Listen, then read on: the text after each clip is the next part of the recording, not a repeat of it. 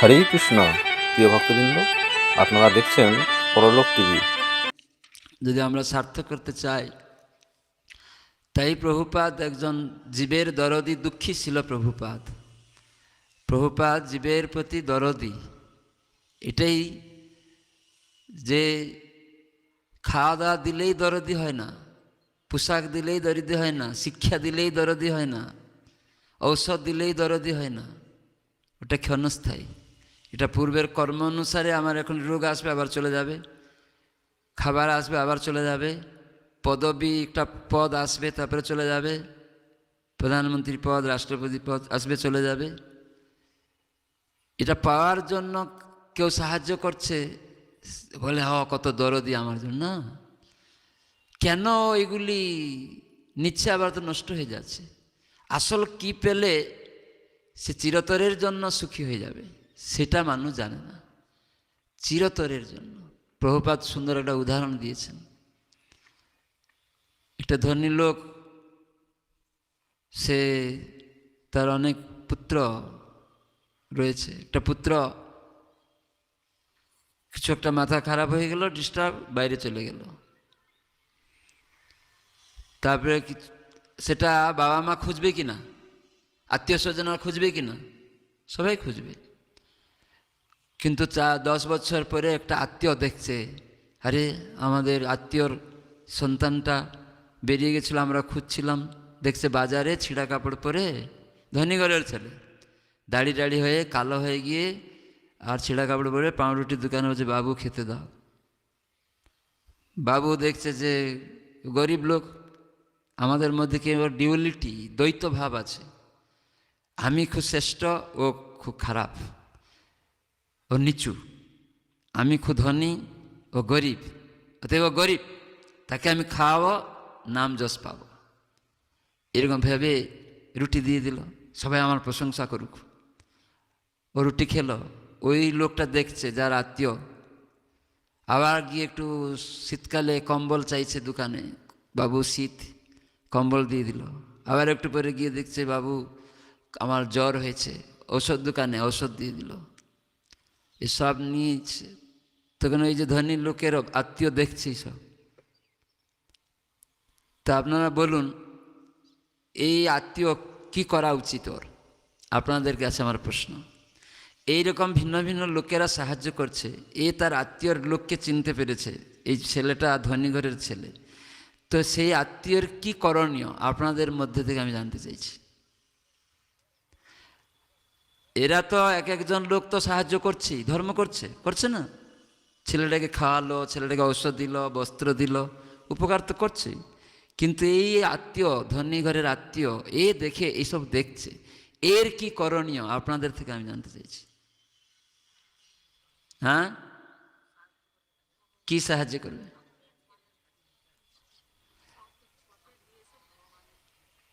আগে কি করা উচিত তার? ভগবান পরে, ওই লোকটার কি করা উচিত? হ্যাঁ, নিয়ে তার বাবার কাছে পৌঁছে দেওয়া উচিত। খুব সুন্দর, ধন্যবাদ। যদি বাবার কাছে পৌঁছে দেওয়া হয়, তাহলে ওর চিরতরের জন্য সব কিছু মোকাবিলা হয়ে যাবে কি না? ঠিক সেরকম আমরা জীব। ওই লোক পাউরাটি দোকানদার জানতো না ও ধনী ঘরের ছেলে, ও হচ্ছে ওটা ভিখারি। ওই গরিব লোক এরকম ভাবছে। ওই দোকানদার, ঔষধ দোকানদার জানে না ও ধনী ঘরের ছেলে, ও জানে না বস্ত্রদানী, ভাবছে ও গরিব। কিন্তু এই লোকটি জানতো, এই আমার আত্মীয়, বিরাট কোটিপতি ঘর, তার ছেলে এরকম ভিক্ষা করছে, তাই তার হাত ধরে বাবার কাছে পৌঁছে দিয়েছে। তাই আমরা যখন জানতে পারি কৃষ্ণ আমাদের প্রভু, পিতা, জগতের পিতা কৃষ্ণ, সর্ববেদে কয় পিতারে যে ভক্তি করে সে সুপুত্র হয়। পিতাকে ভুলে চলে যাওয়ার ফলেই কষ্ট। পিতার কাছে যে জানে ভগবান আমার পরম পিতা, তার কাছে এই জন্য আচার্যরা, ভক্তরা জানে যে ভগবান হচ্ছেন আসলে অহম সর্বস্ব প্রভব মত সর্বং প্রবর্ততে ইতিমত্বা ভজন্তে মাং বুদ্ধাভাব সমন্বিতম। সব কিছুর সৃষ্টিকর্তা, পালনকর্তা, ভরণ পোষণদাতা, এই মাটি, জল, আকাশ, আগুন যা কিছু আমরা দেখছি সব ভগবান থেকে এসছে, তাঁরই সৃষ্ট আমরা সবাই। তাকে ভুলে যাওয়ার জন্য এই দুর্দশা। আমরা জানি না, সেই জন্য শাস্ত্রে বলা হয়, কৃষ্ণ ভুলি সেই জীব অনাদি বহির্মুখ, অতএ মায়া তারে দেয় সংসারাদি দুঃখ। ওই ধনীঘরের ছেলেটি বাবাকে ভুলে যাওয়ার ফলেই তার দুর্দশা। প্র্যাকটিক্যাল আমাদেরকে উপলব্ধি করতে হবে।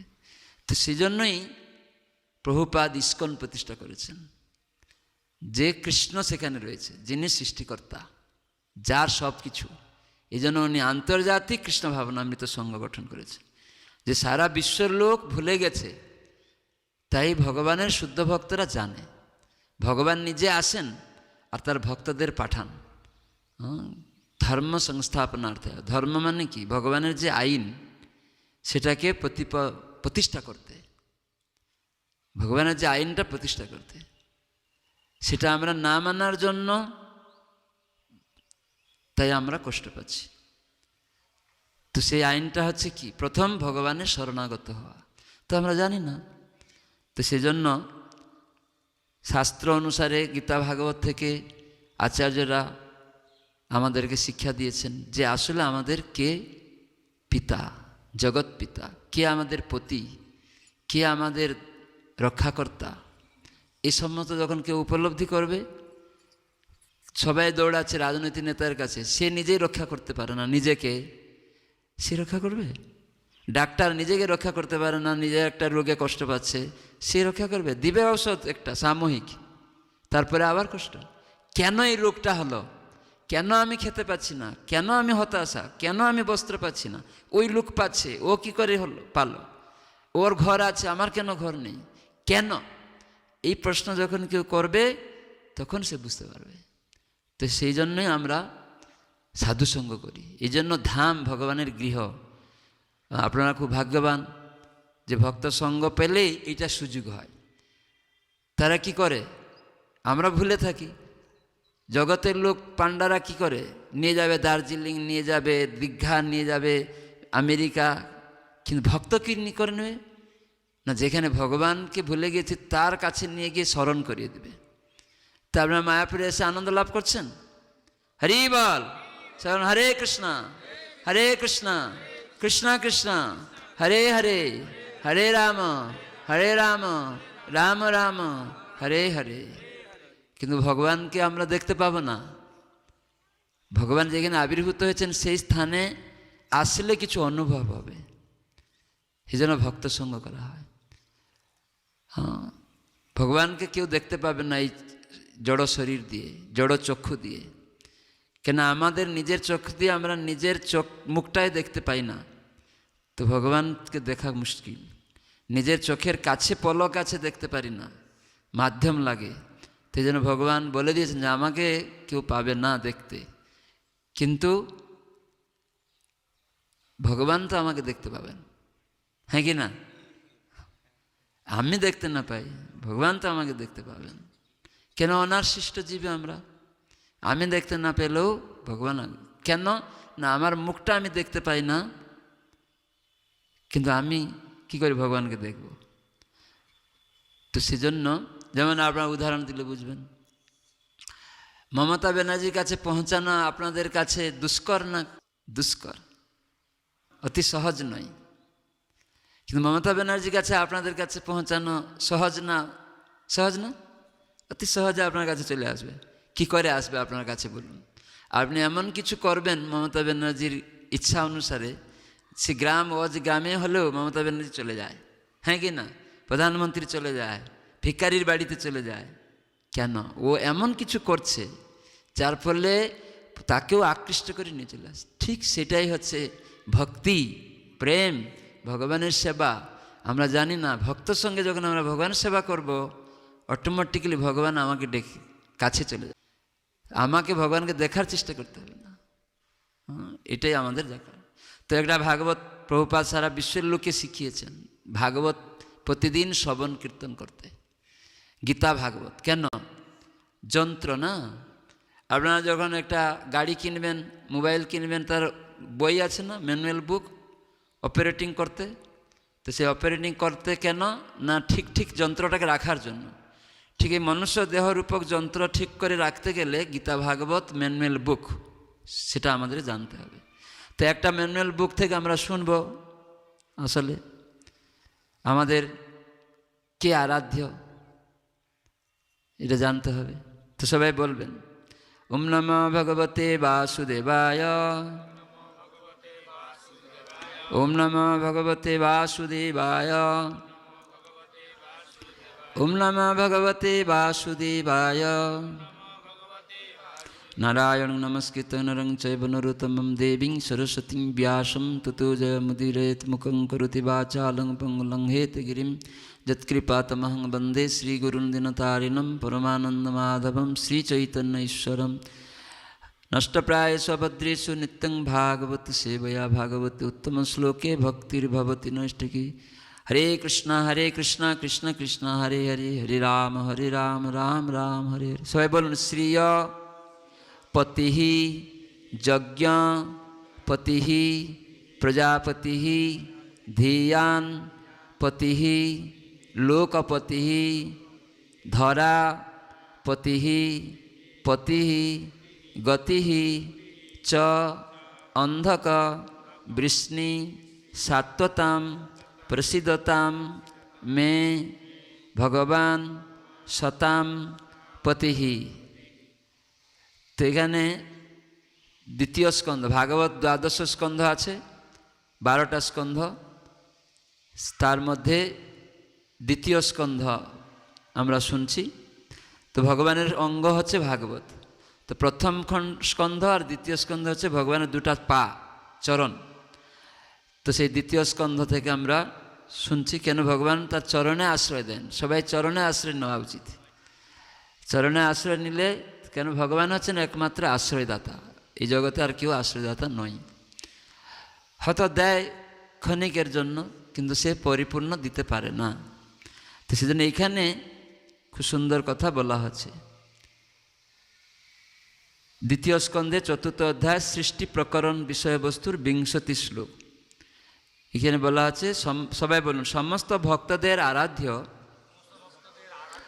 ভগবান অন্ধক বৃষ্ণি প্রমুখ যদুবংশ রাজাদের পালক এবং গৌরব ও সৌভাগ্যের অধিষ্ঠাত্রী লক্ষ্মী দেবীর পতি, সমস্ত যজ্ঞের নির্দেশক এবং সেই সূত্রে সমস্ত জীবের নায়ক, সমস্ত বুদ্ধিমত্তার নিয়ন্তা,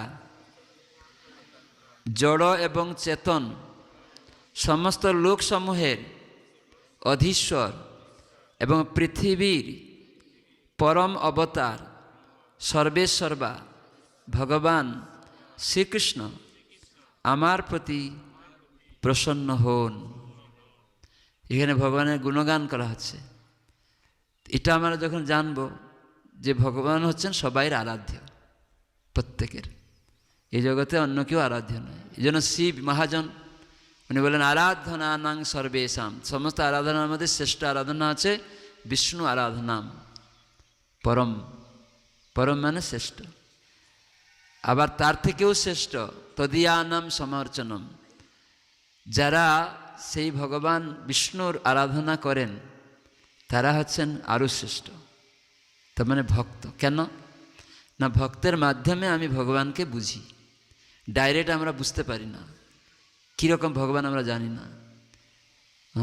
যেমন আপনার এই ক্যামেরা আগে লোকেরা দেখে নাই, বা মোবাইল আগে লোকেরা জানতো না। অনেক গ্রাম আছে ও এখনও জানে না কিছু কিছু জিনিস আছে।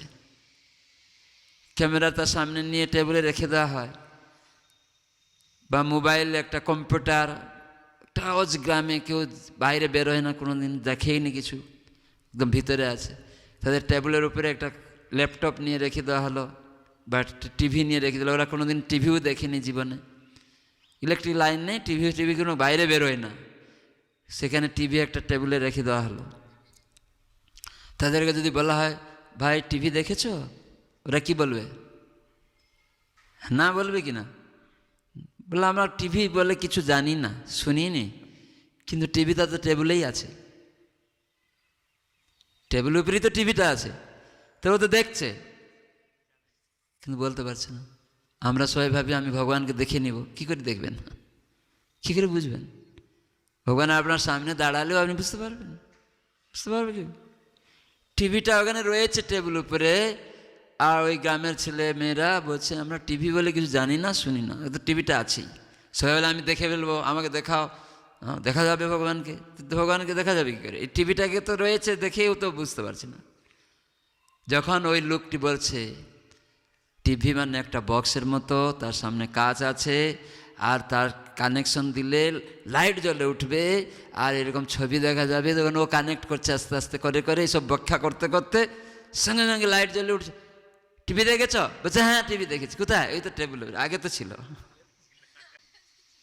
ঠিক সেই রকম আমরা ভগবানকে কি দেখতে পাবো? এটাই। সেই জন্য সাধুরা বা যে জানে সেটা সম্বন্ধে তো ভাগবতে তার বর্ণনা রয়েছে, এবং সাধু সেটা প্র্যাকটিক্যাল কীরকম যখন বর্ণনা করে দিবে, তখন ভগবান সেখানে সামনে এলে আমরা বুঝতে পারবো, নাহলে আমরা বুঝতে পারবো না।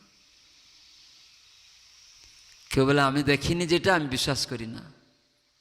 তো টিভিটাতে দেখেছ, বিশ্বাস করতে পারছো না। তো এইরকম অন্ধ লোক আছে কিছু, যে আমি না দেখেছি নয়নে, তা শাস্ত্র গুরু বচনে বিশ্বাস করি না। আরে বাপু, তোমার জন্ম তোমার বাবা দিয়েছিল, দেখেছিলে? তাহলে বিশ্বাস করছো? মা এ হচ্ছে তোমার বাবা, তো বেদ হচ্ছে মাতা। এই জন্য এখানে শাস্ত্র ম্যানুয়াল বই, এই জন্য এখানে বলে দেওয়া হয়েছে সমস্ত ভক্তদের আরাধ্য হচ্ছেন কে? ভগবান কৃষ্ণ, পরমেশ্বর, নিয়ন্তা। অন্ধক, বৃষ্ণি প্রমুখ যদুবংশ, এরা যদুবংশের লোকেদেরও ভগবান হচ্ছেন, এইসব রাজাদের পালকও ছিলেন উনি, এবং গৌরব। তাদের কাছে ভগবান হচ্ছিলেন সব কিছু। তারা এরকম ভাবতো। কেন? যদুবংশে ভগবান আবির্ভূত হয়েছিলেন বলে তারা সবসময় গৌরবান্বিত ছিল, যে আমাদের বংশে ভগবান এসছেন আর আমাদেরকে পালন করছেন। তো এভাবে অধিষ্ঠাত্রী দেবী হচ্ছেন সৌভাগ্যের অধিষ্ঠাত্রী দেবী, লক্ষ্মী দেবী। তার পতিকে নারায়ণ, বিষ্ণু। সমস্ত যজ্ঞের নির্দেশক, এই যে যজ্ঞ মানে বিষ্ণু, এবং যজ্ঞ যা কিছু করতে হবে তার নির্দেশক হচ্ছেন ভগবান, এবং সেই সূত্রে সমস্ত জীবের নায়ক ভগবান। সমস্ত বুদ্ধি যে আসছে, সে বুদ্ধিমত্তা নিয়ন্তাও তিনি। এই জন্য ভগবান বলা হয়েছে ভগবান। ভগবান মানে সমস্ত ঐশ্বর্যের যিনি মালিক, ষড় ঐশ্বর্যপূর্ণ। ভগ মানে ঐশ্বর্য, বান মানে সমস্ত ঐশ্বর্যের যিনি মালিক, সমস্ত জ্ঞান যার থেকে আসছে, তাই জন্য সমস্ত জ্ঞানের নিয়ন্তা, বুদ্ধির নিয়ন্তা, এই জন্য তাকে ভগবান বলা আছে। সমস্ত ঐশ্বর্য, ধন সম্পদ, সমস্ত ঐশ্বর্য। আচ্ছা আপনারা বলুন, এই সারা পৃথিবীর মধ্যে কেউ বলতে পারে যে সমস্ত ধন সম্পদের আমি মালিক? কেউ নেই। কেউ বলবে যে এ হচ্ছে ধনী, এদের থেকে এ ধনী, এদের থেকে এ ধনী, কিন্তু সমস্ত ধন সম্পদের মালিক বলে কেউ বলেনি, সমস্ত জ্ঞানের মালিক বলে কেউ বলেনি, সমস্ত সৌন্দর্যের বিশ্ব সুন্দরী বলে। কিন্তু এর থেকে আরও সুন্দরী আছে অন্য জায়গা, আমরা তো বিশ্বটা দেখছি, তার উপরেও আছে কিছু। এই জন্য মানুষকে উপলব্ধি করতে হবে যে সমস্ত গৌরব যদি চান, ভগবানকে গ্রহণ করতে হবে। তিনি আমাদের আরাধ্য, তিনি আমাদের গতি, তার কাছে আমাদের পৌঁছানো উচিত। এই জগতে অন্য কেউ আমাদের গতি নয়। তো সেজন্য সম্পূর্ণভাবে লক্ষ্মীর পতি হচ্ছেন ভগবান। আপনি টাকা চান, লক্ষ্মী পূজা হচ্ছে, লক্ষ্মী নারায়ণ নেই। এই কয়েকদিন আগে লক্ষ্মী পূজা গেল না, তার পাশে কেউ নারায়ণ ছিল? যারা মূর্খ তো নারায়ণকে বাদ দেয়, লক্ষ্মী পূজা করে। লক্ষ্মীর নাম হচ্ছে চঞ্চলা, সে পালিয়ে যাবে, আমার স্বামী নেই, পালিয়ে যাবে। সেজন্য লক্ষ্মী নারায়ণ সবাই জানে, লক্ষ্মী নারায়ণ, কিন্তু প্রত্যেক লোক বাড়িতে খালি লক্ষ্মী পূজা করে, নারায়ণ নেই। আমরা যখন বাড়িতে ছিলাম দেখতাম খালি লক্ষ্মী, বৃহস্পতিবার এলেই লক্ষ্মী পূজা হবে, নারায়ণ পাশে নেই, তো চঞ্চল। তো এই জন্য প্রভুপাদ শিখালেন রাধা কৃষ্ণ, সমস্ত লক্ষ্মীর লক্ষ্মী রাধারানী, তার থেকে সমস্ত শক্তিরা এসছে। এই জন্য এই গত মাসটা, কার্তিক মাসটা বলা হতো ঊর্জা ব্রত মাস। কার্তিক মাসটা রাধারানীর একটা নাম ছিল ঊর্জেশ্বরী, এই জন্য ভক্তরা ঊর্জাব্রত করত। কেননা এই ঊর্জাব্রত মানে রাধারানী ওই কার্তিক মাসের অধিষ্ঠাত্রী দেবী, তিনি আরাধ্যা, তাই তার ঊর্জাব্রত করত। ঊর্জা মানে শক্তি, আর রাধারানীর নাম হচ্ছে ঊর্জেশ্বরী, তার মানে সমস্ত শক্তির উৎস তিনি। তার থেকে সব শক্তি আছে, দুর্গা, কালী, লক্ষ্মী, যা কিছু দেখছেন, সেজন্য উনি মহালক্ষ্মী। বৈকুণ্ঠে শত সহস্র লক্ষ্মী রয়েছে, সম্ভ্রমে তারা ভগবানের সেবা করছে, শত শত লক্ষ্মী, কিন্তু মূল লক্ষ্মী হচ্ছেন শ্রীমতী রাধারানী, এই জন্য তার নাম হচ্ছে ঊর্জেশ্বরী। এই দুর্গা, কালী বলুন, সমস্ত শক্তির উৎস রাধারানী। রাধারানীর ছায়া সব, দুর্গা হচ্ছে রাধারানীর ছায়া, তার মানে ছায়ার অত শক্তি। দুর্গা কি করছে? প্রলয় ঘটিয়ে দিচ্ছে, সৃষ্টি স্থিতি প্রলয় সাধন শক্তি রেখা, যার দ্বারা ভগবান এই সৃষ্টি স্থিতি প্রলয় এই জগতের সব কিছু করতে পারে না। দুর্গা শুধু এই জগতে তিনি রক্ষয়িত্রী। রক্ষয়িত্রী মানে কি? জেলখানার। দুর্গ মানে জেল, দুর্গা মানে জেলের রক্ষয়িত্রী, এই জন্য দুর্গা, দুর্গ আর দুর্গা। তো সেটা মায়া, ভগবানের একটা শক্তি, বহিরঙ্গা শক্তি, রাধারানীর ছায়া। তো এইভাবে আর অন্তরঙ্গা শক্তি হচ্ছেন রাধারানী, আনন্দদায়িনী শক্তি। তাই আমরা যে আনন্দ চাই তার এক রাধা কৃষ্ণ একসাথে সেবা করতে হবে। এই জন্য ইস্কন থেকে হরে কৃষ্ণ কৃষ্ণ কৃষ্ণ হরে হরে, হরে রাম রাম রাম হরে হরে। তাই সমস্ত কিছুর উৎস ভগবান যদি আমরা জানি, তাই তার শক্তি সহ আমরাও তার শক্তি, কিন্তু তার কি শক্তি? তটস্থা শক্তি। তা তটস্থ শক্তির জীব, সে স্বতন্ত্র নয়, কিন্তু একটা অনুস্বতন্ত্রতা রয়েছে। কেন স্বতন্ত্র নয়? তার একটু অনুস্বতন্ত্রতা রয়েছে। কেন? তটস্থ শক্তি। তটস্থ শক্তি মানে নদী আর কুলের কি বলে, নদী আর স্থল, নদী আর স্থলের মাঝখানে জায়গাটাকে তটরেখা বলে, তাই না? তটরেখা। ঠিক সেই রকম অন্তরঙ্গা শক্তি আর বহিরঙ্গা মায়া শক্তির মাঝখানে জীব আমরা, তটস্থা শক্তি। এই জন্য তটস্থা শক্তি। এখানে মাঝখানে যদি আপনি থাকেন, নদী আর স্থলের মাঝে থাকেন, তাহলে আপনি হয় জলের দিকে যেতে পারবেন, না স্থলের দিকে যেতে পারবেন, হ্যাঁ কি না? তো সেটাই আপনাদের জানা উচিত। তা সেজন্য আমাদের স্বতন্ত্রতা, মন্দ বাইরের দিকে গেলে মন্দ, অন্তর দিকে গেলে আনন্দ। তো কোনটা করবেন, এই স্বতন্ত্রতা দেওয়া হয়েছে। ভালো নেবেন না খারাপ নেবেন, সেটা আপনাকে বিচার করতে হবে। তো এই জন্য মায়াপুর ধামে এসেছেন, নবদ্বীপ ধাম। এই নবদ্বীপ ধামে মহাপ্রভু কৃষ্ণ নিজে এসেছেন কৃষ্ণ প্রেম দিতে। তো সেই প্রেম আমরা পেতে পারি না, কিন্তু প্রেম আমাকে খুঁজবে যদি আমরা তার ভগবানের সেবা করি। তো এই কলিযুগে ভগবানের নাম হরে কৃষ্ণ কৃষ্ণ কৃষ্ণ হরে হরে, হরে রাম রাম রাম হরে। এই নাম যখন করবেন ভগবান আকৃষ্ট হবেন। আর নিতাই গৌর পঞ্চতত্ত্ব নাম শ্রীকৃষ্ণ চৈতন্য প্রভু নিত্যানন্দ শ্রীদ্বৈত গদাধর শিবাসাদি গৌর ভক্তবৃন্দ, এভাবে একবার বলে হরে কৃষ্ণ কৃষ্ণ কৃষ্ণ হরে হরে, হরে রাম রাম রাম হরে হরে। কোনো কিছু ত্যাগ করতে হবে না। এই জন্য ভক্তিবিনোদ ঠাকুর বললেন, নামাশ্রয় করি যতনে তুমি থাকো আপন কাজে। সব কর্ম থাকবে, চাকরি, ব্যবসা, রান্না বান্না, সব খাওয়া দাওয়া, ঘুমানো, বিবাহ, পুত্র উৎপন্ন, যা কিছু কর্ম আপনার জীবনে আছে সেটা কৃষ্ণকে কেন্দ্র করে করুন। গীতা এটাই বলা হলো, সর্বকর্মাণি অপি সদা কুরবানো মত ব্যাপাসে। সমস্ত কর্ম আমাকে কেন্দ্র করে করো। এই জন্য কৃষ্ণ এই যুগে নাম রূপে এসেছেন। হরে কৃষ্ণ কৃষ্ণ কৃষ্ণ হরে হরে, হরে রাম রাম রাম হরে। এই জন্য নামকে আশ্রয় করে চাষ করুন, ব্যবসা করুন, চাকরি করুন। আপনাকে অন্য কিছু ত্যাগ করতে হবে না, কোনো কিছু, শুধু ভগবানের নামকে আশ্রয় করে থাকুন। ব্যাস এই অভ্যাস করুন। যখন এই অভ্যাস করতে করতে কি হরে কৃষ্ণ বলতে বলতে কৃষ্ণের প্রতি আকৃষ্ট হবেন, যখন হুচট খাবেন ও কৃষ্ণ বলবেন, সেই দিন জানবেন শত বাধা গঞ্জনা লাঞ্ছনা বিপদ এলেও কৃষ্ণ আসবে, আর মৃত্যুটা সব থেকে বিপজ্জনক, ওটা আসলেও কৃষ্ণ আসবে। গীতায় কৃষ্ণ বলেন, মা অন্তকালে চমামেব স্মরণ মুক্ত কলেবরম, দেহত্যাগের সময় যদি আমাকে স্মরণ করতে পারো আমার কাছে চলে আসবে।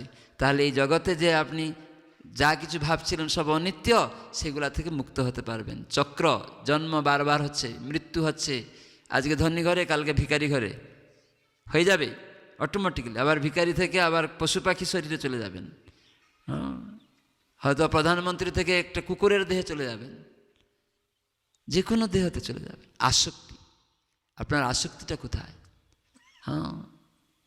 একটা মনুষ্য দেহতে একটা বাঘের শরীরে চলে যাবেন, আপনার আসক্তিটা কোথায়? তো তো এই জন্যই ভগবত আরাধনা করার মাধ্যমে আমাদের চেতনাকে মার্জিত করা, আয়না পরিষ্কার করা। যখন আপনার আয়না যখন যাবেন, সামনে ময়লা আছে, মুখ দেখা যাবে, কি করতে হবে? পরিষ্কার করতে হবে। তো পরিষ্কার করলে লাইট নেই, দেখা যাবে? তাহলে কি করতে হবে? লাইট জ্বালাতে হবে। তাহলে আমার নিজের মুখ দেখতে আয়না কাছে যেতে হয়। আয়না ময়লা থাকলে দেখা যায় না, আবার পরিষ্কার হলেও লাইট না থাকলে দেখা যায় না। ঠিক সেই ভগবান হচ্ছেন আমাদের হৃদয়ের আয়নাকে পরিষ্কার করার জন্য ঝাড়ুদার, আবার সঙ্গে সঙ্গে লাইট। তিনি আমাদের হৃদয়কে পরিষ্কার করবেন কি করে? না, যদি আমরা তার শরণাগত হই, তাকে যদি ডাকি, তার নাম করি। তাকে ভুলে গেছি, তার নাম করলে চেতরূপ আয়না পরিষ্কার হবে, আর সঙ্গে সঙ্গে একটা লাইট জ্বলবে। নিজেকে দেখবেন যে আমি এই বাবার মা সন্তান নয়, হিন্দুর নয়, মুসলিমের নয়, খ্রিস্টানের নয়, ভারতের নয়, আমেরিকার নয়, প্রধানমন্ত্রী নয়, আফ্রিকার নয়, মুখ্যমন্ত্রী নয়, মহিলা নয়, পুরুষ নয়। এই দেহের মধ্যে আত্মা, আমি কৃষ্ণের দাস। আত্মা মহিলা পুরুষ নয়। এই আত্মা ভোগ করার বাসনা করছে বলে পুরুষা অভিমান চলে এলো। ভগবান একমাত্র ভোক্তা, তিনি একমাত্র পুরুষোত্তম। ভগবান কৃষ্ণ, তার নাম হচ্ছে কৃষ্ণ। এই জড়জগতে কোনো একটা বুড়ো হয়ে গেল, সে বলছে আমি পুরুষোত্তম। না, সে পুরুষোত্তম না, তার শিষ্যরা বলছে পুরুষোত্তম। এটা মূর্খামি। ভগবান হচ্ছেন পুরুষোত্তম, তার নাম হচ্ছে কৃষ্ণ। কৃষ্ণ বুড়ো হয় না। যে পুরুষোত্তম হবে তার বুড়ো হবে কেন? দাড়ি চুল হবে কেন? গাল ঢুকে যাবে কেন? পুরুষোত্তম মানে সে সবসময় তার পুরুষত্ব থাকবে, সবসময় যুবক। সে বুড়ো হয়ে যাবে নাকি? যদি কেউ লোক মূর্খ কাউকে এরকম ভগবান বলে দাবি করে, কোনো কেউ জীব ভগবান নয়। যদি সে ভগবান হয় তাহলে এক বহুনাং য বিদধাতি কামান, সকলের কামনা পূর্ণ করতে পারবে? বৃষ্টি হচ্ছে না, দিন দিতে পারবে? তা হাতির খাবার 100 কেজি খাবার লাগবে, দিতে পারবে? যদি দিতে পারবে, সে তবে আবার চাইছে তোমরা সব আমাকে টাকা পাঠাও। না, এরকম নয়। তো এইরকমভাবে প্রতারিত হবেন না। সেজন্য জগন্নাথ, জগতের নাথ কৃষ্ণ মহাপ্রভু রূপে এসেছেন গৌরাঙ্গ, নিতাই গৌর কৃষ্ণ বলরাম। সেজন্য নিতাই গৌরাঙ্গ নাম করলে অতি সহজে কৃষ্ণকে পাওয়া যায়। কেন? ওনারা নিজেই কৃষ্ণ বলরাম। তো সেজন্য আমার অনুরোধ, আপনারা চেষ্টা করুন অভ্যাস করতে। এখনই আপনাদেরকে অনেক কিছু করতে হবে তা নয়। আমার ভিক্ষা আছে যে এই যুগধর্ম আইন, কলিযুগের আইন, ভগবানের নাম 16 নাম 32 অক্ষর, হরে কৃষ্ণ কৃষ্ণ কৃষ্ণ হরে হরে, হরে রাম রাম রাম হরে। এটা দৈনিক তুলসীর সামনে বসে, কেন তুলসী সাধু, ভগবানের প্রিয়া, ভগবানের প্রিয়। শিবজি বললেন না যে আমার আরাধ্য হচ্ছেন ভগবানের যে অত্যন্ত প্রিয়। তো ভগবানের অত্যন্ত প্রিয় হচ্ছে বৈষ্ণবরা। তো যে তুলসী বৈষ্ণবী, সেজন্য রাধা বলা হচ্ছে, রাধারানী কে? আরাধনায় শ্রেষ্ঠা। তো সেজন্য আমরা রাধাকৃষ্ণ একসাথে করি পূজা, এই কারণে। কেন? রাধারানীর মাধ্যমে আমরা কৃষ্ণ সেবা করি। এই জন্য গুরু পরম্পরা। রাধারানীকে কে ভজন করছে, সেই রকম ব্যক্তির আরাধনা করতে হবে। সেই ব্যক্তির মাধ্যমে যখন আমরা সেবা অর্পণ করবো, আর রাধারানী নিয়ে ওই সেবাটা কৃষ্ণকে দিয়ে দেবে। এই জন্য গুরু পরম্পরা বলা হয়েছে। এই জন্য পরম্পরা, সেই জ্ঞানটা পরম্পরার মাধ্যমে এসছে।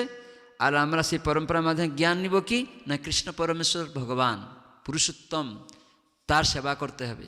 তাই যিনি বৈষ্ণব হবেন, ভগবানের প্রিয়, তিনি এটাই শিখাবেন। ভগবানের প্রিয় সে কি বিমুখ করাবে? না না, তুমি এটা ভজন করো, সেটা ভজন করো, তাহলে তো এটা খারাপ হয়ে গেল। আপনার বিয়ে হয়েছে, ছেলে মেয়ে, আপনাকে জানে এটা এর স্বামী। স্ত্রী কখনো সে অন্য পুরুষের সঙ্গে যাচ্ছে, তখন কি বলবে? বেশ্যা হয়ে গেছে, বলবে না? দুরাচারিণী, তোমার স্বামী এটা নয়। সে অন্য পুরুষের কাছে যদি ঘুরে, তাকে খারাপ বলবে না? ঠিক সেরকম আমরা ভগবান আমাদের আরাধ্য, তাকে লোক জানে যিনি, তো যে জানে এর স্বামীটা এইটা, তো বুঝবে না তোমার স্বামী ওইটা, তুমি এর কাছে ঘুরছো কেন? সে সেটা বুঝাবে না অন্য বুঝাবে, তুমি অন্যদিকে মিশো, অন্যদিকে মিশো। তার মানে ওটা খারাপ শিখাচ্ছে কি না? ঠিক আমরা ভগবানের অংশ, গীতা ভাগবত বলা হলো। তাহলে যে ভক্ত হবে সে এটা শিখাবে যে কৃষ্ণ আরাধনা করো, না বলবে তুমি যাও দুর্গার পূজা করো, কালীর পূজা করো, শিবের পূজা করো। এটা যে বলবে মানে ও বিভ্রান্ত করছে, তার মানে ও বেশ্যাবৃত্তি শিখাচ্ছে। সেই জন্য গীতায় কৃষ্ণ বলছেন মামচ যো অব্যভিচারেণ ভক্তি যুগেন সেবতে। এই জন্য অব্যভিচার, ব্যভিচার নয়, ব্যভিচার মানে বেশ্যা, অব্যভিচার মানে সে স্বামীর কাছে আছে। এইটা যিনি শিখাবেন তিনি হচ্ছেন প্রিয় ভগবানের। যে এটা সেটা শিখাবে, এদিকে দৌড়াবে, চঞ্চল হয়ে যাবেন তো আপনি, আপনি তো স্থির হবেন না। তো এই জন্য সে ভক্ত নয়, সেজন্য ভক্ত সঙ্গ করতে। এই জন্য শিবজি বললেন আরাধনা নাম সর্বেশাম, সমস্ত আরাধনার মধ্যে শ্রেষ্ঠ আরাধনা বিষ্ণু আরাধনাম পরম, সেটা পরম, কিন্তু তার থেকেও আরও শ্রেষ্ঠ তদিয়া নাম সমর্চনম, যারা তার কথা বলে তার প্রতি আকৃষ্ট করে দেয়, সেই ব্যক্তি সেই ভক্তচরণে আমি আরাধনা করছি। কেন? তার মাধ্যমে কৃষ্ণকে পাওয়া যায়, শ্রেষ্ঠ আরাধনাকে জানা যায়। এই জন্য শিব মহাজন, তার পদাঙ্ক অনুসরণ করা আমাদের এই জন্য উচিত। শিবকে আমরা প্রার্থনা করছি, হে শিবজি আপনি ভগবানের প্রিয় ভক্ত মহাজন, দয়া করে আমি কৃষ্ণ ভক্তি করতে পারি, সেরকম শুদ্ধ ভক্তকে আমার কাছে পাঠান। বা কৃষ্ণ আরাধনা, আপনি ভগবানের ভক্ত, আমাকে কৃষ্ণ ভক্তি দান করুন। এই প্রার্থনা আমরা করতে পারি দেবদেবীর কাছে। না দেবদেবীর কাছে গিয়ে ধনং জনং সুন্দরিং ভার্যাং, তাহলে কি হবে? যে মূর্খ এটা চাইবে। কেন চাইবে? ইন্দ্র সুখ করার জন্য। কিন্তু মূর্খ কেন বলা হলো? না সুন্দরী স্ত্রী কতদিন তার রূপটা থাকবে? একটা রোগ হয়ে যাবে, শেষ। একটা মশা কামড়াবে, এখন কি মশা বেরিয়েছে, ডেঙ্গু, কামড়াবে, সুন্দরী রূপটা কালো হয়ে যাবে, রক্ত জমে যাবে বা কিছু হয়ে জ্বর আসবে, হসপিটালে চিটপট থাকবে, শেষ। তাহলে সুন্দর রূপের প্রতি আকৃষ্ট, টাকা পয়সা আজকে আছে চলে যাবে, সুন্দর স্বামী কালকে চলে যাবে, স্ত্রী চলে যাবে, বিদ্যা চলে যাবে, সব চলে যাবে। এই জন্য মূর্খ বললেন কৃষ্ণ। যারা মূর্খ দেবতাদের কাছে গিয়ে ধনং জনং সুন্দরী, তার দুর্গাপূজায় ব্রাহ্মণ কি বলে সবসময় বলুন? আপনারা তো সবাই গিয়েছেন দুর্গাপূজায়, না? কি পুষ্পাঞ্জলি দেওয়া হয়? ধনং দেহি যশং দেহি বিদ্যাং দেহি সুন্দরী ভার্যাং দেহি। দেহি দেহি মানে দেহ সুখে। দেহটা তো অনিত্য, কয়দিন থাকবে আপনার এই রূপ জৌলস? এনি টাইম শেষ হয়ে যাবে। তো এই মূর্খর মতো এইগুলা চাইছো কেন? ভগবানের সেবা চাও। এই জন্য গীতায় কৃষ্ণ বললেন যাদের জ্ঞানটা নষ্ট হয়ে গেছে, বুদ্ধিটা নষ্ট হয়ে গেছে, তারা দেবতাদের পূজা করে এইসব কামনা করবে, আর তাদের ফলটা অনিত্য, এটা জানে না। তো সেজন্য আমরা এখানে জানলাম প্রকৃত পতি, প্রকৃত যজ্ঞ, যে প্রজাপতি, যা কিছু আমরা দেখছি সমস্ত প্রজাদের মধ্যে পতি, প্রজাপতি। তো সেই ভগবান সমস্ত গন্তব্যস্থল জীবনে আমাদের হওয়া উচিত কৃষ্ণ পাদপদ্ম। নয় আমেরিকা, নয় দীঘা, গন্তব্যস্থল এই যে ধামে এসছেন, এটাই হওয়া উচিত। বৃন্দাবন, নবদ্বীপ, পুরী, এই ধাম কেন? এখানে কৃষ্ণ আবির্ভূত হয়েছেন। এই জন্য আপনারা খুব ভাগ্যবান যে ভক্তদের সঙ্গ করেছেন বলে তারা গন্তব্যস্থল নিয়ে এসছে কোথায়? নিত্য ধাম, এই মহাপ্রভুর স্থানে নবদ্বীপ। এটা স্বয়ং রাধারানী তৈরি করেছেন। এখানে যদি কেউ এক পা হেঁটে আরেকটা পা বাড়ায়, শত শত মানে অশ্বমেধের যজ্ঞ ফল পেয়ে যায়। কিন্তু ভক্তরা যজ্ঞের ফল, অশ্বমেধ যজ্ঞ ফল চায় না, স্বর্গবাস চায় না। কেন? ওটা অনিত্য। কিন্তু এই ধামে অটোমেটিক্যালি ওটা পেয়ে যায়, অটোমেটিক না চাইলেও। তো ভগবত ভক্তিটা এইরকমই। তাহলে কৃষ্ণ ধামের অত মহিমা। খালি নবদ্বীপ নবদ্বীপ বলুন, সবাই নবদ্বীপ বলুন, জয় নবদ্বীপ ধাম, জয় নবদ্বীপ ধাম। আমাদের থেকে পাষণ্ড তো চলে যাবে, পাষণ্ড তো। এত কৃপাময় রাধারানী তৈরি করলেন। কৃষ্ণ এখানে যখন আসলেন, এসে কৃষ্ণকে আকৃষ্ট করলেন রাধারানী। এই নবদ্বীপ ধাম তৈরি করে 9টা দ্বীপ, নবকুঞ্জ বলা হয়। আর সেখানে তিনি এসে বাঁশি বাজালেন, তো কৃষ্ণকে আকৃষ্ট করলেন এইখানে এসে। এক সময় কৃষ্ণ তিনি গোলক বৃন্দাবনে কি করেছিলেন না, হঠাৎ করে বিরজা সখীর সঙ্গে বিহার করতে চলে গেছেন।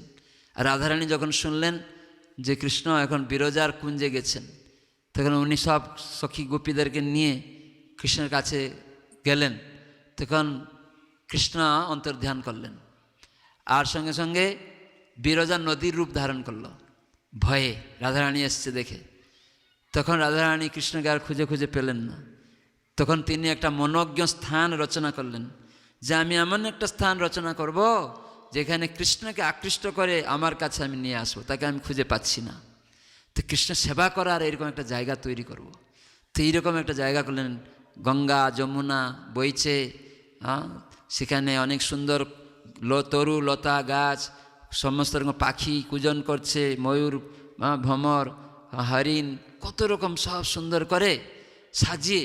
আর রাধারানী তখন কি করলেন না বাঁশি বাজাতে লাগলেন। তখন কৃষ্ণ রাধারানী যখন গান গাইতে লাগলেন কৃষ্ণের গুণগান বাঁশির দ্বারা, কৃষ্ণ আর থাকতে পারেন না। কেন রাধারানী হচ্ছেন সর্বশ্রেষ্ঠা, আরাধনা এত সেবা করেছেন, তো তার সেবার অনুদান স্বরূপ তিনি সেখানে চলে এলেন। তখন এসে পাশে রাধারানীকে স্পর্শ করলেন, বললেন হে রাধে, তুমি এত সুন্দর মনোজ্ঞ স্থান নবকুঞ্জ নবদ্বীপ তৈরি করেছ, এত সুন্দর মনোরম এই স্থান যদি কোনো ব্যক্তি তোমার আর আমার নাম করবে, হরে কৃষ্ণ কৃষ্ণ কৃষ্ণ হরে হরে, হরে রাম রাম রাম হরে হরে, তারা আমাদের প্রেম লাভ করবে, আমাদের কাছে ফিরে আসবে, বিলক বৃন্দাবনে চলে যাবে, নিতাই গৌর প্রেমানন্দে। তো এইরকমই নবদ্বীপ সুন্দর স্থান, এখানে আপনারা এসেছেন ভাগ্যবান। তো সেজন্য আমার ভিক্ষা আপনাদের কাছে এইটুকু ভিক্ষা যে আপনারা হরিনামের আশ্রয় করুন। কি করছেন বাড়িতে, ব্যবসা চাকরি, কি খাচ্ছেন, ওইসব বিচার নয়, কেবল হরে কৃষ্ণ মন্ত্রের আরাধনা করুন। এটা শুনে শুনে করবেন, তুলসীর সামনে বসে। কিভাবে করবেন? সবাই একসাথে, হরে কৃষ্ণ কৃষ্ণ কৃষ্ণ হরে হরে, হরে রাম রাম রাম হরে হরে, হরে কৃষ্ণ কৃষ্ণ কৃষ্ণ হরে হরে, হরে রাম রাম হরে হরে। এইভাবে শুনে শুনে তুলসীর সামনে বসে ছেলে মেয়েকে নিয়ে 108 বার বলবেন, কমপক্ষে 10 মিনিট। এটা আমার ভিক্ষা আপনাদের নবদ্বীপ ধামে। রাধারানীকে কৃষ্ণ বললেন এই ধামে যদি হরিনাম কেউ করে, আর এই ধামের যদি ফল, এই ধামের যে সেবা, এটা এসেছেন মানে সেটা একটা নিয়ে যাওয়া উচিত। কিছু তো একটা নিয়ে যাবেন ধাম থেকে। তো অনেক কিছু নিয়েছেন, হয়তো কাপড় চোপড় প্রসাদ অনেক কিছু। তো ভগবান এখানে নাম বিতরণ করেছিলেন, সমগ্র বিশ্ববাসীকে বলেছিলেন পৃথিবীর সর্বত্র আমার নাম প্রচার হবে, এখান থেকে ঘোষণা করেছিলেন। তো এখানে এসেই যদি আমরা এই ভগবানের নাম আপনারা করেন, কিন্তু সেটা কিভাবে করবেন, মহাপ্রভুর শিক্ষা এটাই যে ভক্ত সঙ্গে হরিনাম এই মাত্র চাই, সংসার যিনি তার কোনো বস্তু নাই। আমরা জানি নাম করি, কিন্তু মহাপ্রভু বলেন না, ভক্ত সঙ্গে করো। 10-5 মিলে নিজ দ্বারেতে বসিয়া, টাকা পয়সা নেই কি করব, মৃদঙ্গ কিনবো করতাল না, মহাপ্রভু কি বলছেন, 10-5 মিলে নিজ দ্বারেতে বসিয়া কীর্তন করহ সবে হাতে তালি দিয়া। সবাই বলুন, হরে কৃষ্ণ না কৃষ্ণ কৃষ্ণ হরে হরে, হরে রাম রাম রাম হরে হরে। সবাই উচ্চ স্বরে,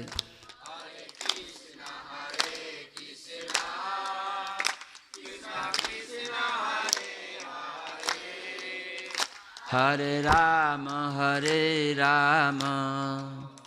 রাম রাম হরে হরে, হরে কৃষ্ণ কৃষ্ণ কৃষ্ণ হরে হরে, হরে রাম রাম রাম হরে হরে, হরে কৃষ্ণ না কৃষ্ণ কৃষ্ণ হরে হরে, হরে রাম রাম রাম হরে হরে।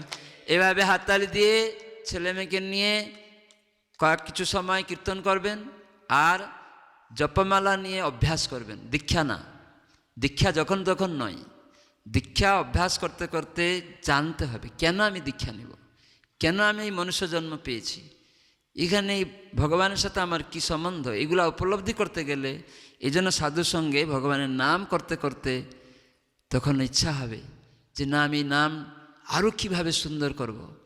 তখন ভগবান কাছে প্রার্থনা করলে ভগবান তার শুদ্ধ ভক্তদেরকে পাঠিয়ে দেবেন। যে কেউ এসে গেল দীক্ষা নাও, না এরকম না। দেখবেন ইস্কনে কেউ এলে দীক্ষা দেয় না। কত বছর পরে দীক্ষা পেয়েছ? 7 বছর ঘুরে ঘুরে তারপরে দীক্ষা পেয়েছে।